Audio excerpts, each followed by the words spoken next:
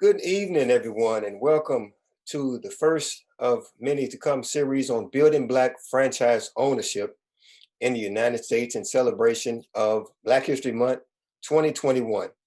My name is Henry Stone III, franchise consultant. We're glad to have with you two franchise owners, which they will introduce themselves a little later. Ramona Butler with Jim Guys, as well as Anthony Pollard with 360 Painting. And our host today is Chris Vincino as well. Next slide, please, Chris. Just very briefly, you can see my work for about 20 years. I've worked in community and economic development. As a startup guru, you'll learn there's three ways to start a business. Either you can start one organically, you can buy an existing business, or you can purchase a franchise. Also, one of America's certified economic developers. We won't go through all the pedigree, but for a number of years, been helping small businesses get started, helping and assisting to create jobs, as well as capital investment throughout the Southeast and also the eastern part of the United States of America. Next slide, please, Chris. But just before we go, Chris, I also want to say one of the reasons that motivated us to work on this webinar is because in America, African Americans, just being Black History Month, whites and blacks' wealth are a little bit different. The gap is pretty large. It is recorded that Caucasians' gap is about 8 times more African Americans. So that means our wealth is about 10 to 12% of the majority. Although we attribute 13 to 15% of the population, we only contribute 4% of household wealth. So we seen that franchising was a way of increasing or decreasing the gap between the haves and the have-nots, or between the majority population and the minority population. It was also stated by the McDonald's president that they believe they probably created more Black millionaires by franchise ownership of McDonald's than any other franchise. And it was also reported by USA Today that franchising can help level the financial playing field. So again, that was another reason why we wanted to put on this presentation. And Fran Fund reports that 31% of franchises are owned by minorities, while minorities own about 20% of non-franchise businesses. So we see this as a path to wealth. We see this as an opportunity to merge the wealth gap as well, and contribute to make our communities more stabilized and continue to grow our children in a much more positive environment. So sorry to interrupt. They tell me in the country, don't play on the tracks when the train is coming. So Ramona and Anthony, I will get out you guys' way. Thank you. That was very, very nice, Henry. I love the warm up. Thank you for the opportunity to be here. So I'll give you a little bit about myself. I am a mechanical engineer. I spent 14 years in corporate America. My industry was gas and electricity. The main part of my job descriptions there were managing multi-billion-dollar pipeline projects and environmental projects. I also recommended ideal projects for us to actually maximize our budgeted dollars for the company. And then as well, which was my favorite part actually, was I would create computer simulation models for engineering studies. And that was to support our customer base of 1.2 million customers. After about 14 years, I said, let me kind of jump out of here and start my own thing. And so I jumped into franchising. Wonderful, wonderful. All right, sounds like you really got a lot of greatness behind you and a lot of greatness ahead of you as well. So thanks for sharing that, Ramona. Anthony. Oh, Anthony, you're on mute. Yes, good evening, everyone. Anthony Pollard here. So delighted to be with you on this very important topic. So I hail from Kentucky originally, where I attended the University of Kentucky and started my career in sales and marketing with General Electric. And I spent a total of 20 years with GE and a total of 25 years in corporate America in a myriad of roles, from sales to market development to Six Sigma commercial quality roles, before I transitioned into leadership, where I've led everything from a small team of 6 to an organization of 100 plus sales leaders. So a ton of experience building businesses for someone else. And once I decided to depart corporate America and started to evaluate options, I knew that I always wanted to start a business, and franchising was an ideal path for me to pursue my entrepreneurial interests. So set out and launched my franchise, and things have been going well thus far. So look forward to telling you more about it. Wonderful, wonderful. And for those that are participating online or are participants on this workshop, you're welcome to ask Ramona or Anthony any questions as we complete the presentation. We will keep complete, have all the questions at the end of the presentation. Next slide, please, Chris. This is our agenda for this evening, and we will stick to this agenda. We're going to have 1 hour of power for this workshop. We're going to start out talking about FriendNet, the organization that I work with, and then go into what is franchising. Then I'm going to pass the baton, and Ramona and Anthony are going to tell you more about the franchise that they decided to marry. Then they're going to pass it back to me, and I'm going to explain the process that FriendNet uses as a way to introduce you to different opportunities that may be available. Please understand that when you go through the process, you're driving, we're in the passenger seat, it's all volunteer based. You can get out of the vehicle anytime you want. If you say, hey, put the brakes on, it's not for me, or let's continue down the road. And then we will learn Ramona and Anthony's journey. Not only their journey to the point of them becoming franchise owners, but what is their role in their prospective business? How do they operate on a day-to-day? Which went into the selection of the franchises that they own. And then we will kind of close out talking about franchising myth. We try to debunk about 3 or 4 franchise myths. There are more than that, but we're going to start off with the big ones. And then last but not least, if there's some questions, we'll have some question and answer to talk about some things at the end. And then we'll finish with our last words of inspiration. Next slide, please. So who or what is FriendNet? Okay, FriendNet is a 30-year-old international franchise consulting firm. Okay, so we have a lot of history and a lot of experience to help meet and match and introduce individuals to the right franchise. I am one of the over 100 plus local based franchise consultants throughout the United States as well as Canada. We're one of the only franchise consulting firms that has a national partnership with SCORE as well as SBDCs. These are SBA programs, Small Business Administration programs, Small Business Development Center, as well as the Society of Retired Executives. So we do a lot for you, and we have a lot of experience. And again, we're local. Next slide, please, Chris. Most important, it's 100% free, okay? Our license by the SEC requires that no cost can be obtained from any of the clients that we serve. So you don't have to worry about how much I need to pay you for your service, because there's nothing you can pay me for my service. My service is provided to you for free, the client.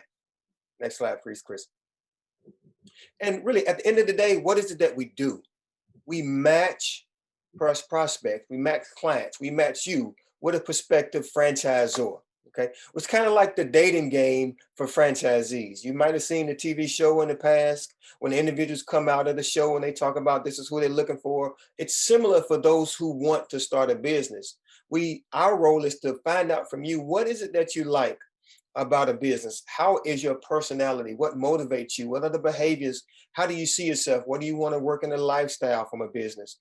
And our role is to do that homework and find out what franchisors best fit your choices as a prospect. We do the pre-screening, franchising. Our organization, FriendNet, does the due diligence to make sure that the organizations that we introduce you to are quality organizations, okay? So it's not our job to sell you anything. We're not here to sell you. We're here to facilitate the process, help you navigate franchise ownership, as it may be the first time you did it, may not be the last time, but it's the first time you did it, the process, and it may be a little challenging. So it's our role to help educate you, help introduce you, and help build confidence in what you're about to go to. Next slide, please, Chris. In addition, we come alongside you if you need any assistance. We have partnerships with third-party financial providers, Benetrends, Guided Financials, and Fran Fund, who I quoted earlier in the presentation. There are multiple lending companies. You might decide that you want to use a commercial lender. You may want to use a non-deposit accepting bank, or you may use a bank that provides SBA loans, or you may want to go with these organizations. They can do things such as retirement rollovers, as well as a host of other situations. And it's our job, again, to not only educate you about the process, but introduce you to those that are in position to assist you as you go throughout this journey. Next slide, Chris. Okay, so now as we get into what is franchising, the big question is, can you imagine yourself as a successful business owner? The next question is, would it make your life better? And at what point would it make your life better? And then, this question is not on the slide, but does it help you if you don't take the next step and become a small business owner? Next slide. Success is not stepped into, it's built upon. So what makes you a successful business owner? The idea is you have more control, not only of your life, but your day, your outcomes. It hopes to provide you more financial interest, and you can see some of the other things. It gives you a little bit flexibility. Although you're still working with your customers, sometimes it may not feel that way, serving your clients. You may feel more fulfilled as you go through ownership. And all of those together, that hierarchy is what leads to success. So you don't step into success. We believe that business ownership can help you obtain and arrive at a point so that you are successful. And just understanding that success itself is a journey, not a destination. Next slide, please, Chris. Okay. So, you've been in your job or you've been retired and you've been thinking, you've been playing by the rules your whole life.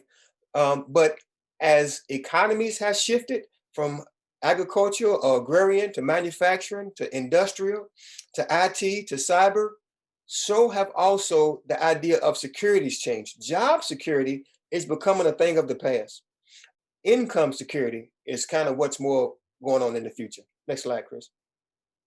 So there are 3 different ways for you to start a business, as I introduced.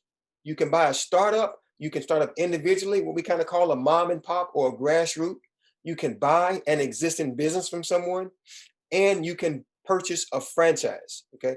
Now, for the sake of this presentation, building Black franchise ownership, we're going to concentrate our time on to buy a franchise. Okay. Next slide, please, Chris. And with any business of those 3 that you do, there are risks. There is an issue of, there is some cost into it. Whether you are starting an organic, independent company, or you're buying one, or you're purchasing a franchise, there are costs in every last one of them. And there's some knowledge that's impacts, and there's some skills in operating as well. Next slide. So when you do a franchise, the question, what you're getting into is you're in business for yourself, but you're not by yourself. And you can really feel good about that. And that's one of the big ideas about franchising. And we are going to really look forward to learning from Ramona and Anthony about how they feel having the backing of a franchise later in our presentations tonight. Next slide, please. So what are the pros and cons of buying a franchise? And there's pros and cons for every sector, whether you are starting one independently or you're buying an existing business. But when you buy a franchise, there are some pros and there are some cons. I'm not going to read all of them, but one of the advantages is name recognition. One of the best advantages is you are buying a proven business system. Franchises don't start in new industries. They start in old industries. You have training and support. It has a lower risk or lower failure rate. There may be more opportunity for financing, and you're joining a family. You're not in business alone out there on an island.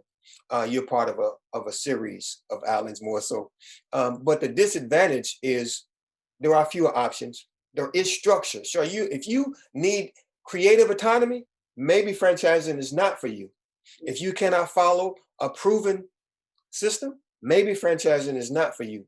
But if you can do that, to run a pizza franchise, they don't want you to be a culinary chef. So that's not the idea. And there are territory restrictions as well. And there's only so much things that you can buy and sell. And yes, you will be required to pay royalties ongoing. Next slide, please. Okay. So as we continue to progress, the big picture is this is a transactional process that develops into somewhat of a family. Okay. You exchange, you give your initial franchise fee and ongoing royalties, and the franchisor gives you their name, their trademark, products, systems, as well as continued training and support. That's what franchising is all about. Next slide, please. The big picture is each group has a client. The franchisor, franchise headquarters, has clients who are the franchisees. The franchisees have clients who are their customers. The franchisor serves the franchisees, and the franchisees serve the customers. So you can kind of see what the big picture is when we're talking about franchising. Next slide. Now, I will take a break, have a cup of water, a little drink of water, and allow Anthony and Ramona to talk about 360 painting as well as Gym Gas. And what is it about these companies that would make them not only choose them, but that they talk to customers about as well? Anthony, please. Thank you, Henry. Really appreciate the opportunity to share here. So, as I mentioned in my introduction, I sought an opportunity to really make an investment in myself, and rather than building someone else's, business, I wanted the opportunity to really leverage my skills and talents. And as I started to explore the options, known about franchising for forever, but typically when folks think about franchising, they think about the McDonald's, the Subways, the Chick-fil-A's. And if you investigated any of those, the initial investment for those are quite substantial. Yet there are so many opportunities, so many different franchise opportunities that are out there in varying ranges of initial investments. So I started to explore what might be the best for me. A lot of my corporate time was really spent working in and around the building industry. Although I worked for GE, I sold to the general contractors, the developers, the builders. So I always loved seeing that plot of land go from just simply dirt to through the building process and how it transformed into a beautiful home or a multifamily apartment building. And I realized that there was a significant an opportunity there because of the number of players that the builders would get involved in the process. So I was always fascinated by the construction industry, but then I also knew that home services was a huge market. Home services alone, and we all use some form of home service, is a $420 billion business, $420 billion industry.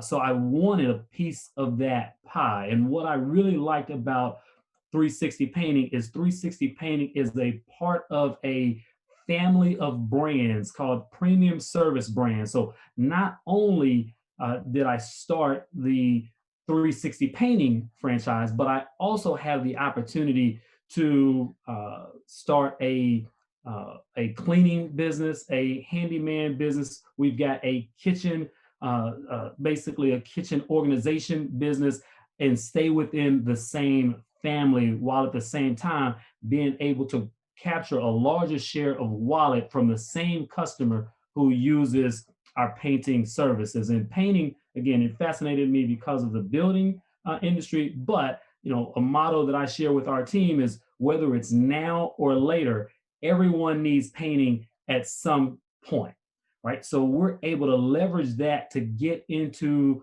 a home, get into a commercial business, and be able to help them transform their space while creating some additional opportunities by leveraging some other services that we provide, like some carpentry services, whether it is installing cabinets or installing molding. We try to provide services that the customer needs, again, to help transform their space. So the systems that 360 Painting has in place, meaning the processes which I didn't necessarily have to set up from scratch.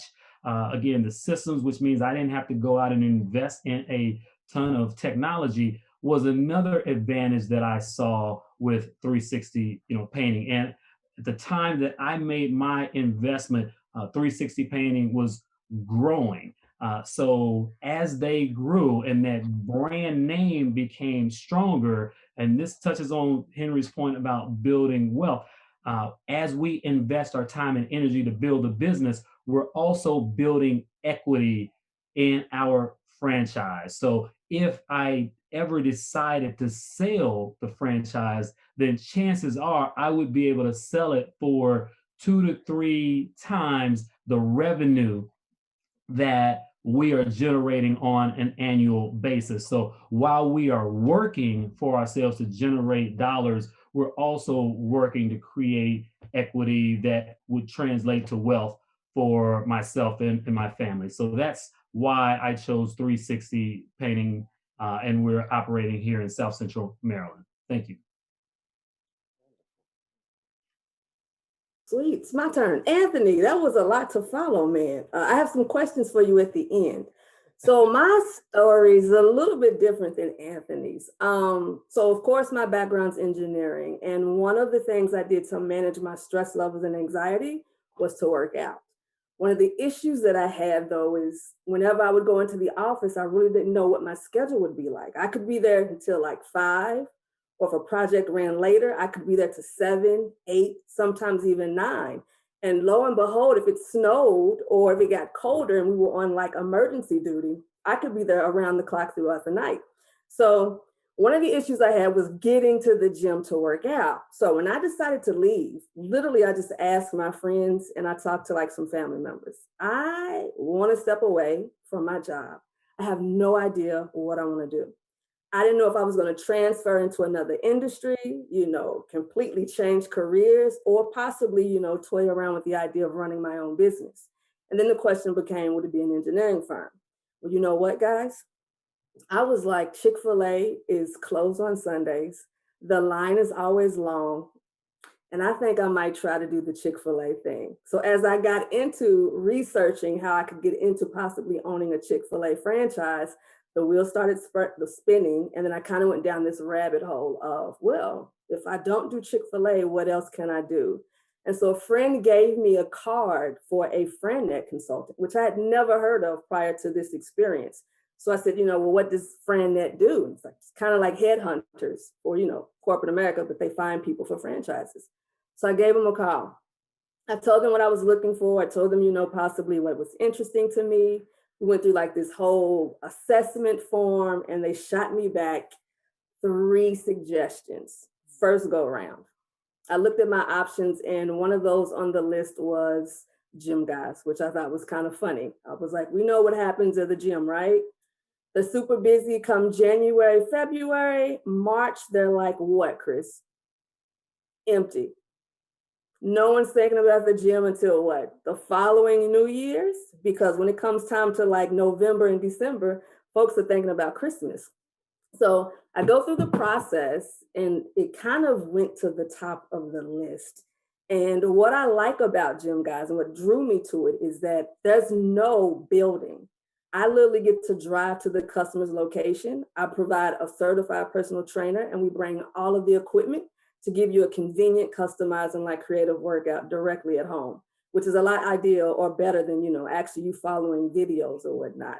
So after going through that process, I said, it kind of solves a solution that I no longer have. And that is, I now have options to work out when I have a super busy schedule. So it's kind of like a win-win or a no-brainer for me. And so I just chose and moved ahead with Gym Guys.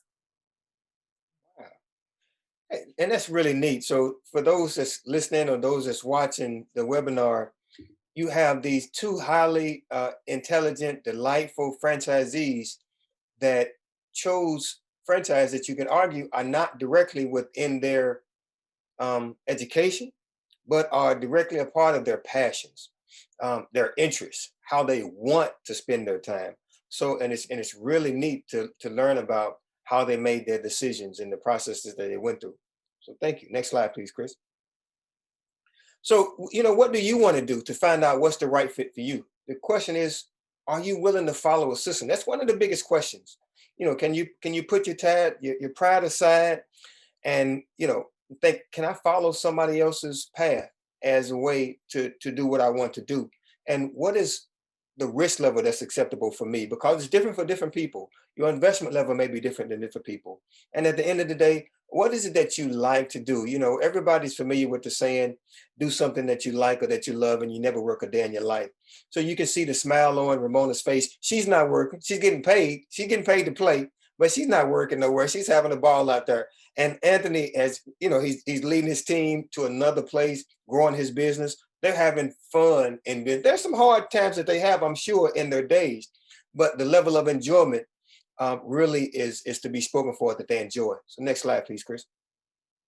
So what is the process that that a friend net consultant like myself will take you through? No matter where you are in the continental United States of America, I can take you through the process. And then we'll learn what is the journey and the role of Ramona and Anthony relative to their business as they went through the process and where they see it into the future. We start off by having a conversation. Okay. We just talk, whether it's FaceTime or before COVID, we would meet and have dinner or have lunch. Now it kind of depends on your comfort level, my comfort level, the distance that's between us. But thank God for Zoom, thank God for Google Hangouts, things of that nature that we can use. But once we have a conversation and I learn your interest in franchising, the next step is, just like Ramona said, is you complete an assessment. It's somewhat of a survey. It takes about 15 minutes or so, maybe 20, depending on how long it is. If you have a spouse, we encourage you to take it with your spouse. And what that PFA, we call it a PFA, it's a personal franchise assessment. It's FranNet's proprietary software. It helps us to match your personality with a particular type of business. So we identify 4 different types of personalities, and I can tell you what they are, but they wouldn't make a sense based on the name. They're achiever and belonger and societal and emulator. And it just talks about what motivates you. Are you motivated by, having a Ferrari, or are you motivated by knowing that your children are going to be taken care of when you're gone away? Or are you motivated by making the world a better place when you're no longer here? What motivates you in business? That's what the PFA, the personal franchise assessment, helps us to begin to understand. And then after that, we have a model build. And during this model build, and you'll see a couple examples during the next slide, is that it really hones in. Just a second, please. Just go back one. It really hones in on how you see yourself in business or where you want to go. And once we have this model build, then it's my job to go find businesses or franchises that fit exactly what you said. And there will be some choices in there, no less than 2, but probably no more than 6, because it can be overwhelming. And after that, I will introduce you to them, and you can decide, like Ramona did, and I'm sure Anthony did as well, which one speaks to you. And you then begin to have a conversation with that franchisor. And at that point, if you remember what I told you, you're in the driver's seat, I'm in the passenger seat, I'm the navigator. And when you start talking to the franchisor, I go to the back seat and the franchisor goes to the passenger seat. You're still driving, because you're now talking about a relationship, a long-term relationship with the franchisor. So I'm still in the back. I'm still, potentially coaching you through it, making sure that you have all the ins and outs, maybe some questions to ask a franchisor you may not. And within your research, you're doing one thing that's very important, and we call it validating. That's when you call individuals just like Ramona, just like Anthony, and ask them the real world questions. It's not speaking to a consultant. It's not speaking to the franchisor. It's speaking to people that have bought a franchise and ask them, what's the cream of the crop? Is this really works? Do they really provide great training? How much money are you making? Those are questions that you can ask the franchisee. You can't ask them to me because there's some rules to it as well. Like I said, we're governed by the SEC. So we want to make sure that we follow our license. But when you want to talk about how those things work, you want to talk to your franchisee and do your validations. And if you like it, you get invited to what's called a discovery day, where you learn the secret sauce, if you will, between the company, the franchisor, and yourself. And you also have the opportunity to purchase it. And during that whole process of those 6 steps, we bring along the financial institutions, like we talked about, to make sure that the funding is in place if you're able to get funded. And if you're not, we talk about those too. Next slide, please, Chris. Okay. So as we talk about this model build, there are things that are important. So what are important? Is it time, or is it equity? Is it the freedoms? Anthony mentioned really the ability to produce equity and investing in himself from a time standpoint. So those things are important. Where Ramona talked about in her situation, the ability to work with people and having that service, customer service mentality. And it's a really good niche for both of them. Next slide, please. And as we do this model build, I will ask you questions such as, how many employees do you feel comfortable working with? Are you okay with 4? Or do you want to go to 20 to 30? And of those employees, are you comfortable working with high school students, or would you like to work with college age students? What about senior citizens? Do you want them to have degrees or non-degrees? Do you want to wear a suit and tie to work, or do you want to put on a blazer, or do you want to wear a uniform? How many do you want to have, one unit or multiple units? So we'll go through all of these different things to build your business preferences, and that helps me introduce you to the right franchise. Next slide, please. And in addition to that, it helps to understand how can we transfer the skills that you have better. Are your skills in marketing and sales, or are they in customer service? So, when we talk about this big sales spectrum, it kind of helps to determine what franchise to introduce you to. Do you want to work on a retail inbound sales where people come to you for your products or your services? Or do you want to have a outbound sales where you have a home-based business and you go to them to provide your products and services? And we go through all of those. Next slide, please, Chris. Okay. One thing that you want to be aware of as you do speak to any franchise, were you working with a franchise consultant such as Henry? I hope it's me. But if you decide to do it on your own, the one thing that you want to be sure that you do, always take a look at, and the franchisor shares with you, they have to by law, and there's some time involved in it as well, is what's called the FDD. And this is the franchise disclosure document. And you can see some of the items that's involved. It gives the franchise information, when did they start, how many units are existing, how much does it cost, things of that nature. And it shows you what the contract is, what are your royalties going to be, what is the particular territory that you're going to deal with. Next slide, please, Chris. And more so, it gives you the list of the current and past franchisees, which is important for your validation. Why are you a past franchisee? Why are you no longer current? You can have those questions with them, the managing policies that they have, and the franchisor's financial statements. And there's some other things involved. Next slide. And last but not least, it talks about if they had any legalities, things of that nature. And it really lets you see, it's an open book about the franchisor that you may be doing business with. So you want to make sure that you do your due diligence, and during that entire process, you still have me as a franchise consultant working right alongside you throughout the entire process. Next slide. So now we'll learn about their journey, from the point of working to a consultant to picking their one to operating now. And, what do they have on the horizon, if you will? Want me to go first, Henry? That's up to you. I was going to let you and Tony decide that time. That's why I kind of got quiet. I said, let's see who jumps out there and grabs the bull by the horn. Ramona jumped in there, Anthony. I'm sorry. I saw how quick she jumped in. Yeah. Please, Ramona. I mean, I touched base a little bit on this prior to, but you want to know what my journey was like. So literally when I made my decision to investigate the franchise process, I had 2 weeks transitioning from DC back to Kentucky, which is where I'm originally from. And during that time, I was given those 3 options. And so I literally spent about 2.5, almost 3 weeks calling all of the franchisees of my options. And a couple of questions that I always ask was, what are your profit margins?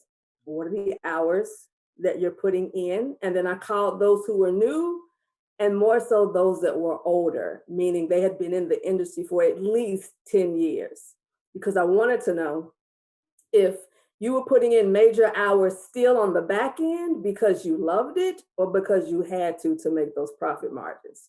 So after I got through all of my Q&A, and I flew up to New York for Discovery Day, which was great. They come in and then they roll out the red carpet for you, clap, make you feel like you are a queen or a king. And then we went through the corporate headquarters, of course, all the paperwork that we needed to. And then when I was coming home, I already knew it was a done deal.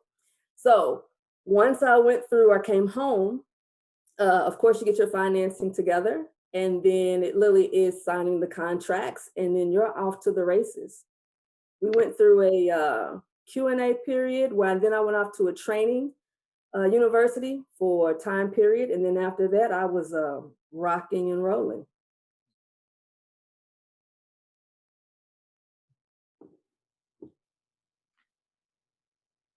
All right. Oh, back one slide, please, Chris. All right, thank Chris doesn't want to hear my journey. you. We're gonna get it in. That's just how good Ramona's journey was. Like, we got it covered. I'm gonna go ahead and share it anyway. So my journey actually started with a session just like this. So as I was leaving corporate America, really exploring a variety of options, an invite for a franchise webinar came across my desk, and I was like, hey, I've got time. Let me learn a little bit more about franchising beyond what I knew. And just as Henry has done, it was so insightful. I learned so much more about a variety of ways to invest in franchising beyond those that, again, we traditionally, hear about. So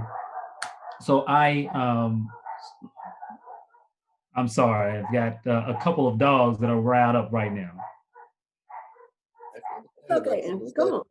All right, so I'll keep going here. So Yes. I went through that webinar, scheduled a time with the franchise consultant, went through the PFA, did the survey, did the assessment, and had an idea of where I wanted to invest. But she actually came back with a couple of more options for me to consider. So the painting business obviously was one. There was a flooring business, which again was still in the home services kind of construction space, but there was also two health and wellness businesses. There was a yoga business and a stretching business, which I had no idea that there was a whole business model built around simply stretching, right? So I did my due diligence, had conversations with all four, and probably took about 4 weeks to get through it before I finally made my decision. Really intrigued by all of the businesses, but decided to go with the painting business, and that's why I'm here. Yoga? Really? Yoga. Yoga and The yoga business, I was fascinated by the yoga business. However, with COVID, yoga and the stretching business were brick and mortar, which would have been shut down for a good portion of 2020. Okay. Which is it's remarkable. And again, this is for those who are watching or listening to the presentation. Is remember, Ramona is a trained engineer, trained professional engineer, degreed. Anthony is a trained sales executive, MBA and all. And he's not in a business franchise, if you will, or business to business franchise, if you will. And Ramona's not in an environmental business, and you will, and there's a lot of different categories of business, and we'll kind of talk about those. So again, you want to find a business that fits your passion and fits your lifestyle, because that's why you're going into it. If you want to be miserable, stay in your job. If you want to be happy, then create a business that's going to make you happy.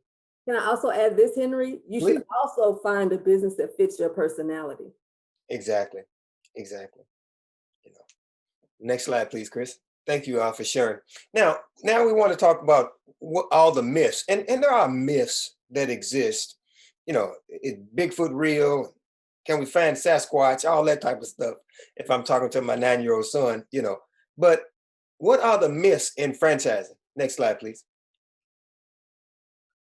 A lot of people think that franchising is only fast food. Is that a myth or is it real?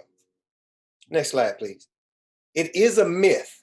It is a myth because there are 90 different categories of types of franchises, over 900,000 units in existence, about 4,000 in the US. So there are a lot of different options. They exist from business services to retail products and services to personal services, such as what Ramona's in, to household services, what Anthony is in. So there are a number of different categories. So it's not just French fries and dry cleaners. There are a ton of other franchises that's available. Next slide.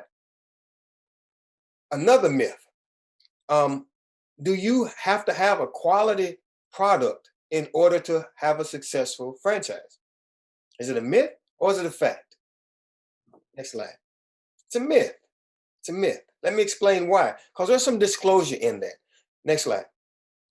It doesn't say that you are going to provide an inferior product or service, but it says that you don't have to have the best. We are aware of fast food restaurants, maybe, that we could probably cook a better cheeseburger than, but you can't produce better cheeseburgers all over the world or be on every location or ingress, egress, getting off the highway that they're on, or have the systems and the marketing that they have that may make a child call out the name. I want to eat this tonight. I want to eat that tonight. So you may have a better product in cooking a cheeseburger or a hamburger, but you don't have the marketing and the sales and the operations that successful food franchises may have. So that's the disclosure. So it's not saying that the service that Gym Guys and 360 Painting are providing are not superior. It's saying that not every franchise is existing because of an exceptional product or service. It's existing because of the systems. And that at the end of the day are what sets apart a startup franchise from a startup mom and pop, if you will. Next slide, please. And if you all want to chime in, you're more than welcome. And I was then going to say, I provide an excellent service, and which to me is a product. exactly. Thank you.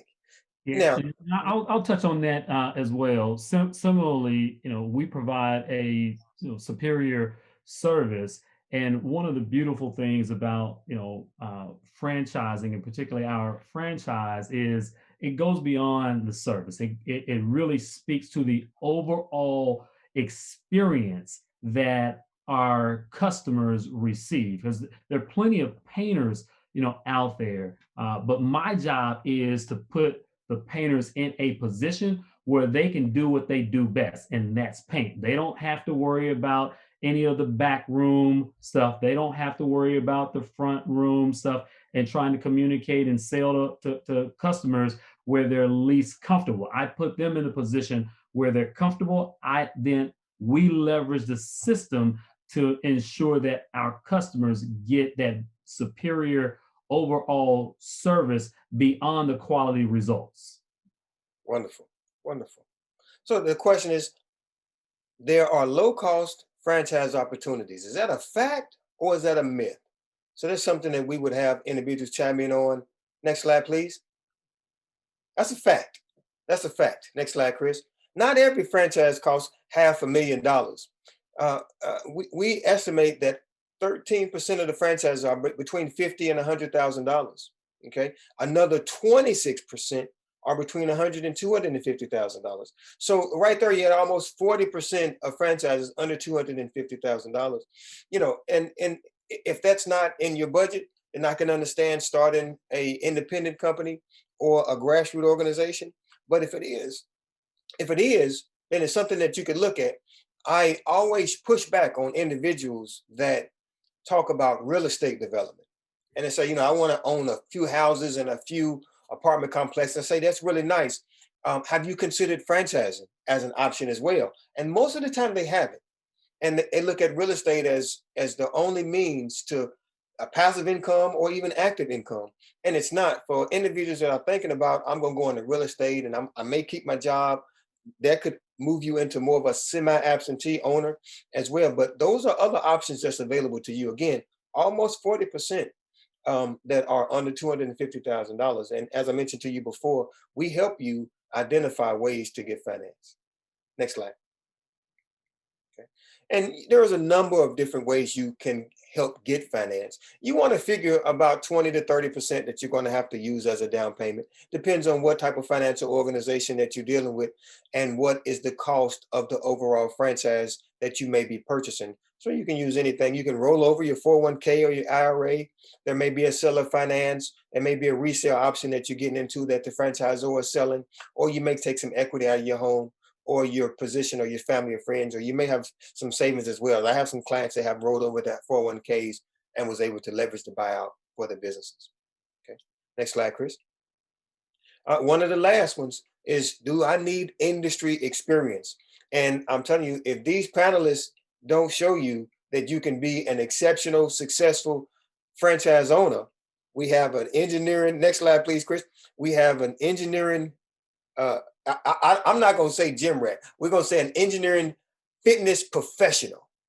All right. And we have a sales executive that, now I don't know if you would wear a painter's outfit. I think you should maybe put on a painter's outfit every now and again, just for the fun of it, though, Anthony, as well. But this is showing you that these are individuals that have grown beyond their previous life's expertise and have taken it on and wholeheartedly expressed themselves. Indeed, but Henry, I will, differ with you a little bit. I do have experience. I've painted quite a bit. Okay. The challenge with that is nobody's going to pay me for my painting skills, and that's, again, painting is something. It's a DIY type of activity. Like, it is a skill that can be learned. The question really is, are you good enough to be classified as an artist? Because anybody can paint, but real painters are artists. And those are the type of people that we send to our customers' homes to help them transform their home into a new like condition with the new look of renewal that they're seeking to transform their home with. Wonderful. So Ramona is transferring lives through her service, and Anthony is transferring homes and buildings as well. So both of you are in the transference business. Next slide, please, Chris. Just kind of what we talked about with franchising. They're going to give you a system to follow, and they want you to focus on being the owner. As Anthony mentioned, he works as a management of the team, and Ramona also manages the team and also provides direct services to the customer. So the roles are different. And that's something, again, that you want to consider when you're thinking about the franchise. Next slide.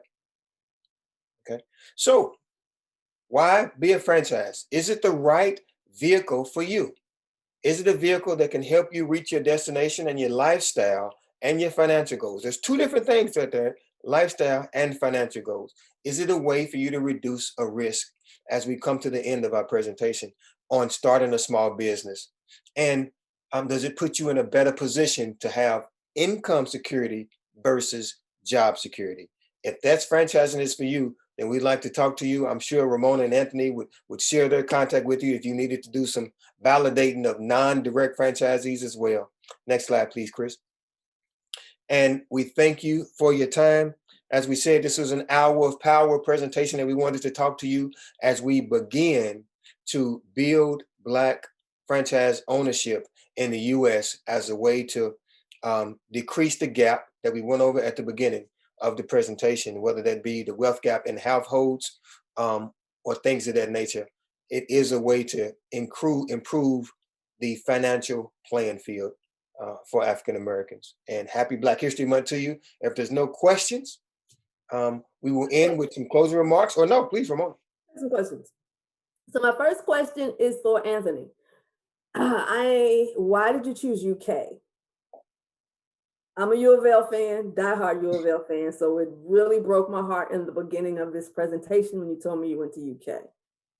Yeah, you know what? I am a fan, Ramona. Let me say, I'm not one of those, diehard Kentucky folks that don't believe in, Louisville. Like, I'm a fan of Louisville, just as I am of all of our children universities in Kentucky that that are under the University of Kentucky. Absolutely. I got you. No, I'm gonna give you a hard time, but I have two questions for you too, Henry. So the first one is, if we do not pay you, how do you get paid? Okay. And that question continued down the rabbit hole a little bit, but because it's against and we have another question coming in also, we are similar to a real estate agent as well. If someone is to buy a home, it is not the buyer that compensates the real estate agent, it is the homeowner. So in this situation, the compensation would come from the franchisor. Okay. And then my second question is, let's say you go through the process, right? And someone is not an ideal franchisee. Where do you redirect them, or what is that conversation like? Right. Is it a situation to where they don't want a franchise or they cannot afford a franchise? Or like they filled out the assessment and you're like, based on their results, franchising may not be ideal for them, even though they're gung ho on franchising. Okay, well, that's a very good question because it's been my experience that I don't like to put myself in the position of a small business guy, and meaning to determine who fails and who succeeds from today to tomorrow. I don't think I have that ability. That would be, I would continue them through the process. And if the franchisor decides that they are not the right person for them, then I would convey that information back to the franchisee. That's not my role is not to stop gap them and say, hey, based on this information that you got, it's just not going to work. And true story, I did have a client in Texas that said they were interested in the franchise, but they said it depends on who was going to win this past election and if they were going to stay in the U.S. or if they were going to move out of the country based on who won or who lost. And the franchisor said, "We don't think that person is going to be the right one for us." And so that's a true story. So sometimes that happened. And the question that you didn't ask me, Ramona, is why do I think Kentucky State University is the best university in the state of Kentucky? So we're not. It's really neat that and that all three of the panelists, one is and what we is Kentucky State University, myself, Anthony at the University of Kentucky, and Ramona at the University of Louisville. Very nice, very nice. All of them right down the street from each other as well. Yeah. And Chris, you Yeah. said we had a question from an attendee. No, I was asking if the attendees had any questions. If you guys have anything, please feel free to chime in. We'll get your answers, questions answered for you. All right. Well, wonderful, wonderful. You guys have any last words of inspiration? Well, I definitely have some last words. Okay. And for anyone that is considering franchising, you really need to go through your numbers. I get a lot of folks that call me just asking what my experience has been like. And one of the things that I hear all the time is they feel like just because you are part of a franchise, you don't have to do the work or you don't have to know your numbers. And that's not true at all. You still have to work because it is essentially is your business and you better know your numbers. Great. Okay, we have a question from Raymond. Would it behoove me to use $10,000 as a down payment for a higher loan, such as an SBA loan, to purchase a higher priced franchise to take some of the legwork that occurs and with low franchises out of this situation? Franchise. Great question, Raymond, and thanks for asking it.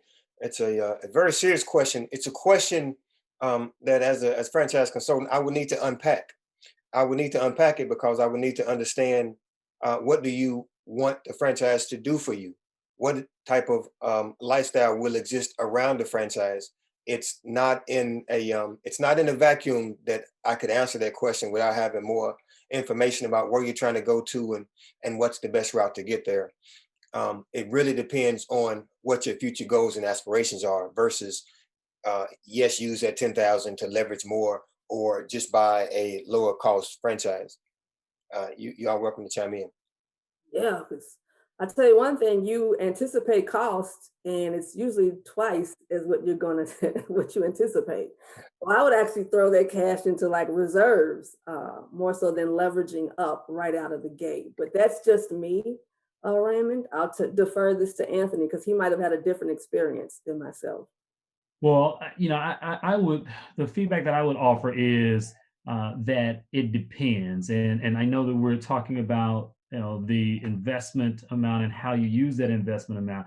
But in terms of the franchise that you choose, the market dynamics can also have an influence on what choice you make. So, if you wanted to leverage up by investing that 10,000, is the market right for that particular business? Is that business right for your personality and your goals? It may be, to Ramona's point, that you can stick that money in reserves, go with another business. You may have to do a little bit more legwork, but the opportunity may be, given that market, may be even more sizable. So there are a number of dynamics that you've got to take into consideration when exploring that route, and working with a franchise consultant, as Henry pointed out, he could unpack that and at least give you some different paths to explore to help you figure out what's the right way to go. And we're going to be following up with our viewers with everyone's contact information. So if anyone has any questions, these three are the best to handle them. Yeah, one of, in terms of some last words, a thought that I would offer is I think that everyone, and I didn't realize this then, I think that everyone should explore the possibility of franchising. That personal franchise assessment that you go through, you will be amazed at what you learn about yourself. You believe that you have skills, and the question, and Henry touched on this, is are those skills transferable? Will you be able to leverage those skills? Most people have really, really good ideas, but they don't always have the diversity of skills needed to actually drive a business to a point of sustainability. It's fairly easy to launch a business. And when we say launch, you can launch a business on a shoestring budget. The question is, do you have the skills necessary to build that business to a point where that is sustainable and is generating enough revenue to yield you a profit that you can, live on and start to build some wealth with? Going through the process and exploring franchising, you'll learn about a lot about yourself, but you'll learn about some different paths that you may not have even explored, as we've all gone down a traditional path to start with. So I would encourage everyone to do it. If I were to say that, if there's anything that I would do, differently or do over, I would have explored franchising much sooner than I did. Ramona? Point. Any closing remarks, Ramona? Oh, I just gave them before Anthony, but I can give you a few more. If you want. I apologize. Well, it's a few minutes before our hour is up, so I just want to thank the audience for your time, and those who listen to the recording. Thank you for your time. My name is Henry Snowden III. You can find me using that name on Instagram, on LinkedIn, on Twitter, on Facebook, and it's all the same name. And again, as Ramona mentioned, the services are free, so you don't have to worry about a cost or compensation. The last remark I want to leave is that, nobody plans to fail, but a lot of people fail to plan. Okay. Nobody says, honey, I'm going to start this business in 2 to 3 months. We're going to be broke, bankrupt, the credit card going to be maxed out. That's never the plan. Okay. So take the time to invest in yourself using the same analogy that if you're going to go on a family vacation, you're going to plan it. You're going to study the market. You're going to see what the amenities are, and you're going to create a budget. Give your small business development the same respect and courtesy, because a vacation doesn't invest in your future. It does you great memories and great pictures, but a small business does invest into your future. So take time to plan and execute your plan. Thank you for your time. God bless you.